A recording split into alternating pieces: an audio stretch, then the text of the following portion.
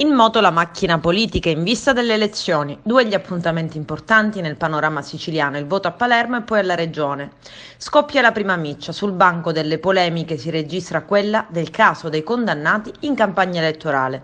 A rilanciare con forza la questione morale l'ex procuratore di Agrigento, da poco nominato procuratore generale di Cagliari, Luigi Patronaggio, nel corso della presentazione del libro I fratelli Graviano del giornalista Salvo Palazzolo, afferma: mi indigna che persone condannate per mafia, per partecipazione esterna, per favoreggiamento aggravato, continuano a fare politica e pretendano ad esempio di stabilire chi deve fare il sindaco a Palermo.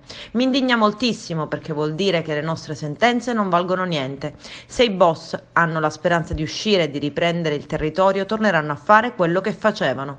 Questo, prosegue Patronaggio, è uno Stato che deve fare ancora i conti con le mafie. L'Italia è uno Stato che ha una profonda fragilità e non può fare a meno del 41 bis e dell'ergastolo ostativo. Conclude Patronaggio.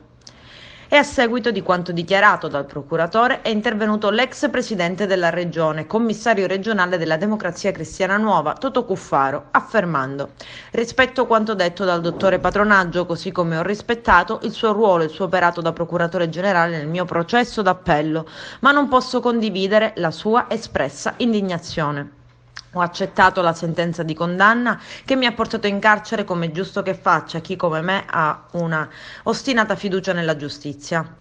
Ho scontato la mia pena, prosegue Cuffaro, con dignità e spirito rieducativo. Ritengo di non dover rimanere detenuto per tutta la vita e di avere il diritto, dopo essere stato chiuso in una cella per 1168 giorni, di poter tornare alla mia vita e di essere libero di impegnarmi nelle cose in cui credo.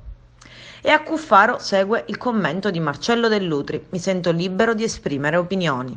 Il presidente dell'antimafia Claudio Fava afferma: stupisce che li ascoltino.